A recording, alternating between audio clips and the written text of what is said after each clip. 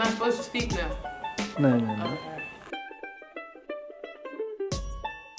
My name is Tracey. I'm going to be 35 on Friday.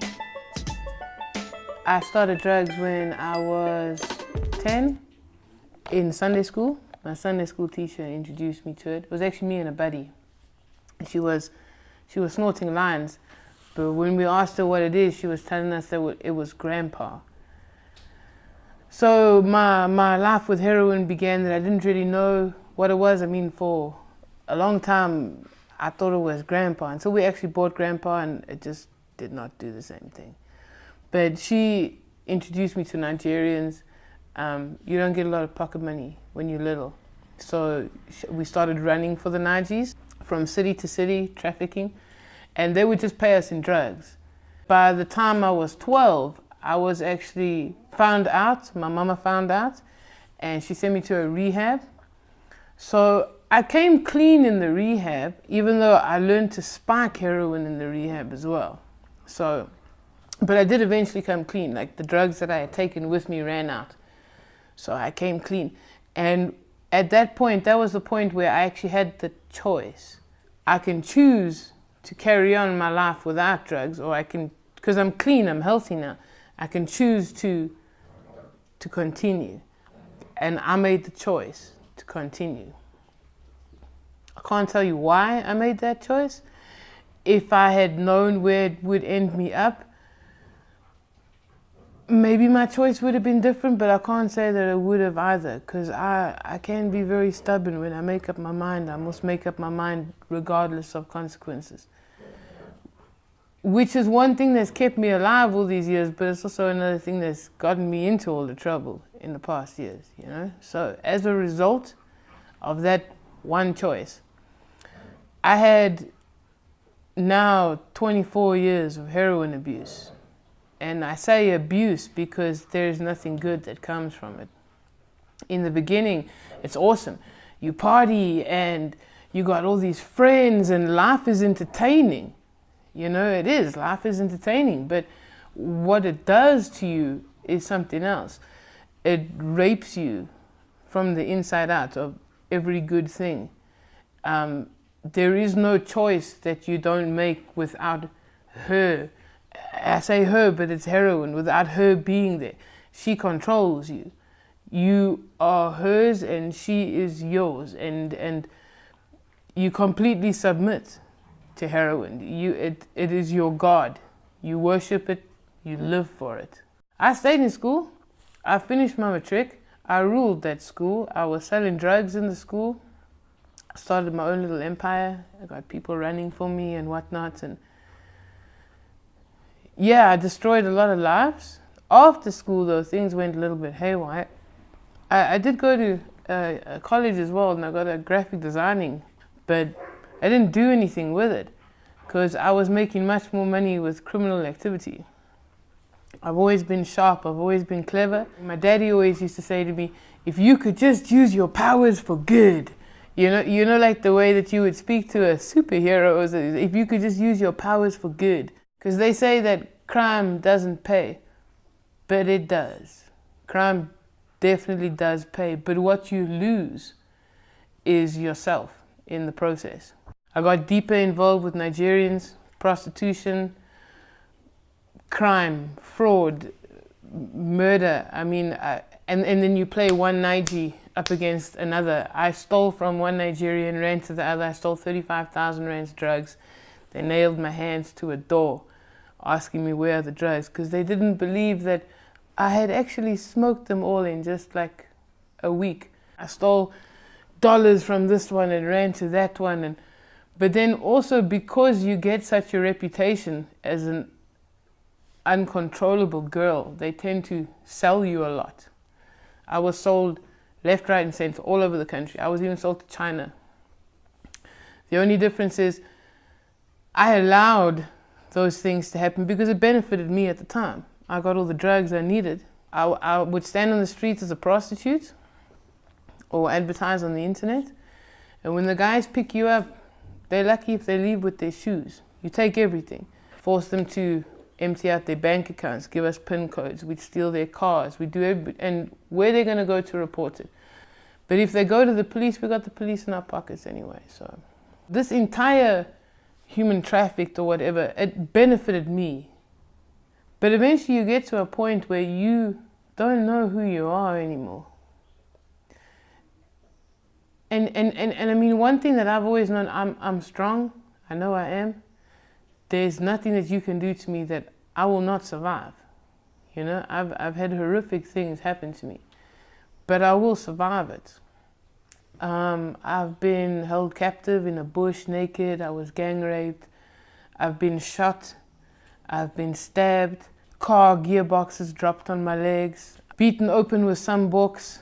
And this was by my husband, by my Nigerians, and by the police. When I was in prison, I inflicted more damage to other people in prison than I did actually receive damage. I was a horrible, horrible person.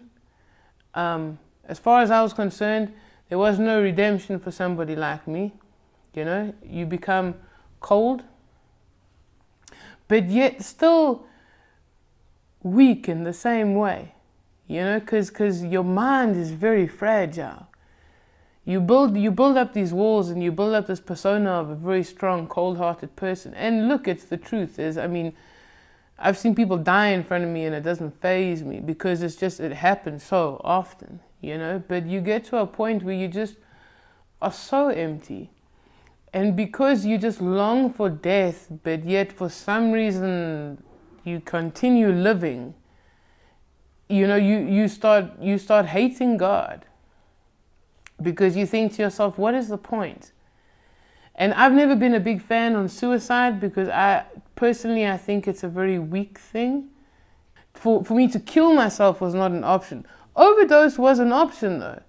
You know, that one I could do. I was constantly pushing the limits. I was shooting up to 4 grams at one time. Not throughout the day, per shot. That's the amount of heroin that I would use at one stage. And it was literally because I had nothing to lose. And it's the most dangerous place that you can be in your life, is when you have nothing to lose. Throughout this time, I was living on the streets as well. You run away from Nigerians, you end up staying on the streets. Bad things happen on the streets, man. But humanity disappears on the streets. I've seen homeless people rob homeless people of their food. I've seen guys, suburban guys, walk past and see a homeless guy sleeping under newspaper and set it on fire. You know, I was sleeping one night. My husband was sleeping. We were both on the streets. He was sleeping next to me, and I woke up to him screaming because some random dude who's wearing nice sneakers, so he comes from a house somewhere, you know, came and picked up a concrete brick and dropped it on his head. A big buckskin, dropped it on his head in his sleep. His throat was split and he was bellied. He's been stabbed in the face. And all of this happened while we were on the streets, and not by other homeless people, by normal dudes. They just have no regard for a homeless person. And half the time I sit there thinking, you know what, I have a better education than you do, but yet because of my situation, it makes you better than me. So you build up a lot of hatred, you build up too many things. So I tried to get help. Sometimes I was forced with help. The first couple of rehabs, my mommy and my daddy forced me. Until eventually I was over 16, then the court forced me, you know. But towards the end, I personally was asking for help. And then people will always say to you, why don't you take the help? And you know the thing is every time you say that I'm sorry, or every time that you say, please help me, you mean it. It's not that you don't mean it. You mean it with every piece of your soul. But you know, there's this thing called brain patterns, cycles that repeat themselves. And you're sitting and you're in a good place, you know, and you're clean and you're healthy and you're in a rehab and you've got your future ahead of you or whatever. And for some reason, you just need to get the hell out of there. I do not know why I left all those rehabs. I can't tell you any other reason except for I'm comfortable in the chaos. I've lived there so long, I know who I am there. I know who I am when I'm hurt. I know who I am when I'm high. I know how to react when I got a gun in my face. But now everything's nice and it's cozy and there's no chaos and there's peace all the time and people are friendly. I don't know how to react there and I don't fit in. And it might sound crazy, but it's the truth. So because I don't fit in, the first thing that comes to you is that you need to go back to where you were. It's a survival system that you build up for yourself. And it might sound like a very twisted survival system, but it works. And that's all your brain needs to know. Your brain just needs to know, this has worked for me, cool, let's go back there. This is why we constantly repeat the problems that we make.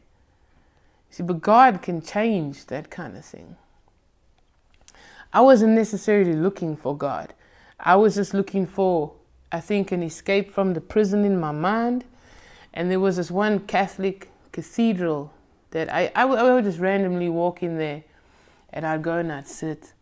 And I mean, I would feel nothing. I wasn't looking for God. I would stare at the cross with Jesus hanging on it and I'd feel nothing. I would look at the priest giving mass and I'd feel nothing. I'd go through the hymn books. Nothing mattered to me. I just wanted to get away from just for 5 minutes. Then I'll go back outside and carry on robbing people or whatever I needed to do. And I remember the priest walked up to me the one day. And I had just come back from a score, so I had money on me. I was on my way up to go and buy drugs. And I was just sitting there just for 5 minutes. And he told me, please, I need to leave because they're having a closed mass. So I said to him, you know, can't I stay? And he gave me this look of like, but who are you?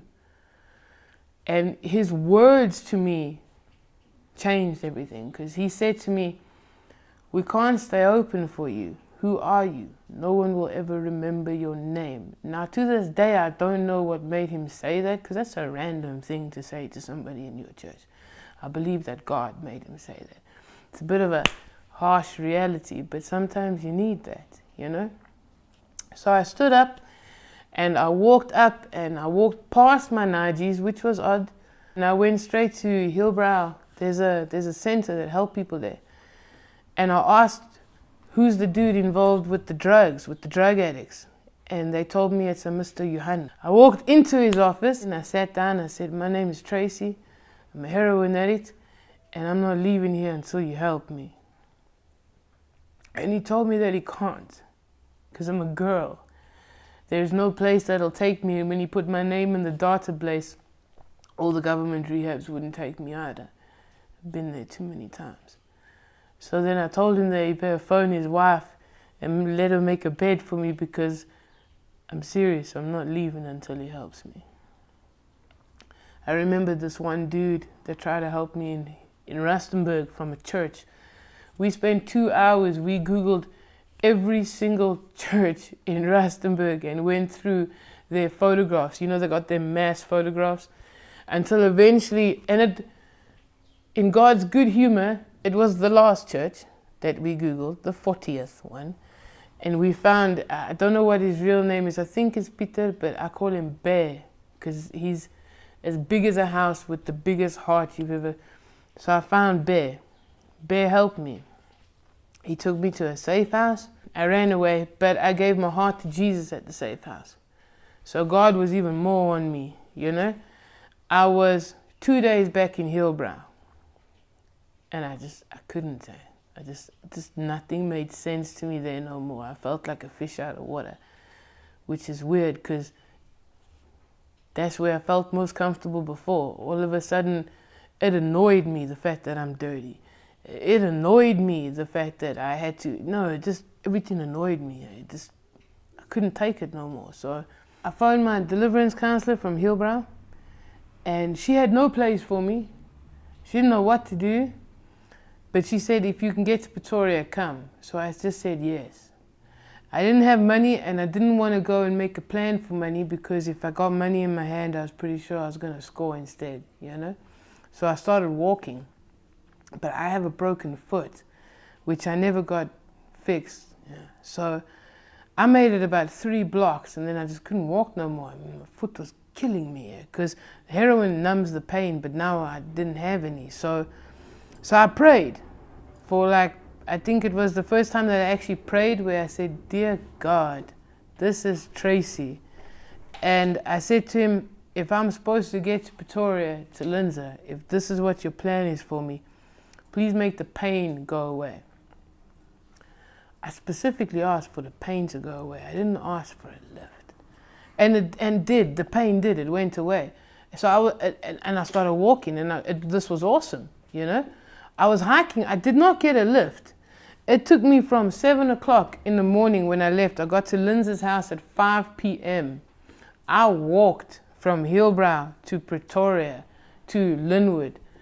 I walked very, very far, and I was about a block away from my spiritual deliverance counselor's house, where somebody stopped. Because I said, "Thank you, Lord," but a lift would have been cool. And then I swear I'm not lying, a Bantam Bucky stopped. And I just started laughing. I was like, "That's not funny, for real." So you're telling me if I had asked for a lift, I would have gotten it? That's insane. It took me the whole day to walk, but I did. And they brought me here. I'm now staying in the Lighthouse of Hope. It's not quite a rehab. It's a bit different because they don't treat you like a drug addict. Funny thing is, if you treat someone like what you think they are, that's all they'll ever be. Over here, they didn't. It's been amazing. First reason, people treat me differently here. If you treat somebody like a drug addict, that's all they'll be. If you treat them like a criminal, that's all they'll be. They'll actually go out of their way to show you that they are that. You know, that's how we are wired. But over here, people, they treat you like a human being with the brightest future in the world.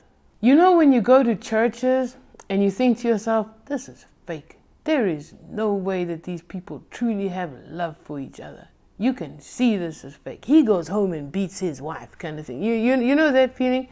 But here it's not like that. They genuinely love you, like as a sister in Christ, which, believe me, I'm the first one to say that is not true. But I've actually experienced that. You know, it really is the truth.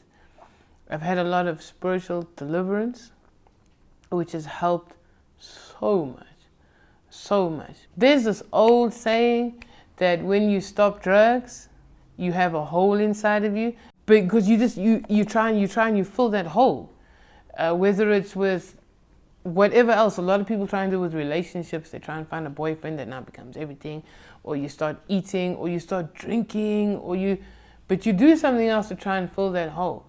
God can only fill that hole, for real.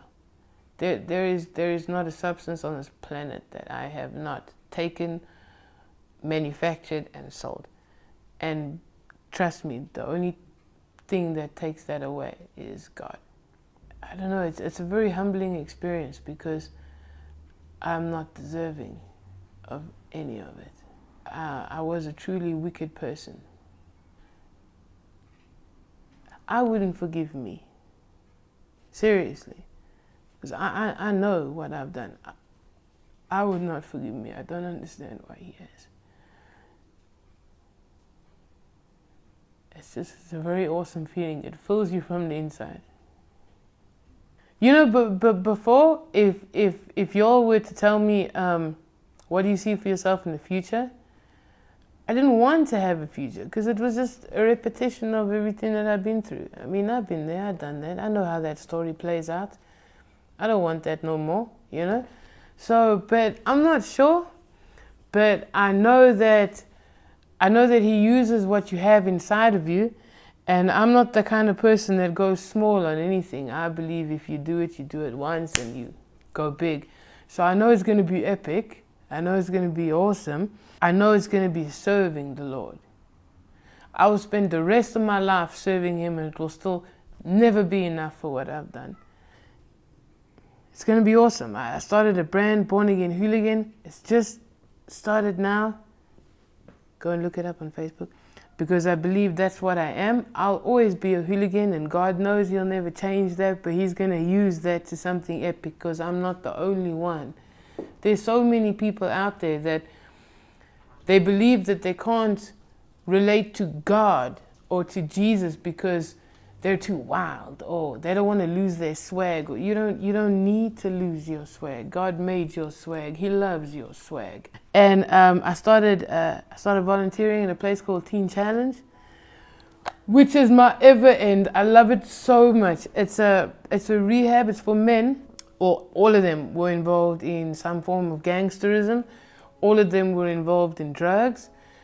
Some of them can't ever go home again because gang violence or gangs looking for them or whatnot. So here you've got these colored guys, these hardcore, I know life, excel your stick, Owens, what. And you walk in there and I get to cook for them, and I get to listen to their stories, and I get to watch how they turn all soft and mushy. I had this one dude, he's covered in tattoos from head to toe, and every single Friday he picks, but there aren't really flowers that grow there. There's these little flowers that grow under weeds, those little white ones. And he'll pick so many of them that they fill this little bottle. He's got this little bottle, and he fills it for me every Saturday. And the boys sit there waiting for me to come. Not because I give them anything, but because I treat them like they are, like they're human beings, which is what I learned over here. You know, to be treated as not what the world sees you, but the way God sees you. I don't ever want to leave that place. I swear, I get there in the morning and I'm so sad when I have to leave in the evening. It's just, it's amazing being there for me. And I know that that is where I'm happiest. It says in the Bible that you know you are running in your purpose, where when you're serving God, it's not an issue for you to do it. It's like it's your ever end. That's all you want to do. And when I'm there, I swear, if I could live there, I would. So I know that I want to serve the Lord with the broken people, because I mean, I was one. So who can relate better than me? I don't think you can tell me a situation that I have not been through. This represents Johannesburg and Hillbrow and my heroin addiction. It's my husband. Oh, my relationship with my mom and my dad, much better. My mom has always been Oxshame. You know, my mom is an angel. When she walks through a door, she has to bend for her wings to get in. She is something else. I have done horrible things to my parents. My daddy gave up on me a long time ago. My mama never did. They had to distance themselves from me for their own protection. They've come back. I mean, I spent Christmas with my mommy and my dad and my sister. My sister moved to New Zealand. She came to South Africa, and when she saw me, she hugged me. She was taking photos of me and showing them to her friends. And this comes from a girl that moved away before she was even 12 to get away from me and my brother. My brother, who also died from heroin addiction. Heroin's ruined my family. God has made us whole again, because that's what He does. He heals the broken. There's a verse in the Bible, somewhere in Isaiah 60, I don't know which verse, but it says there, though you were once despised and hated, I will make you beautiful forever.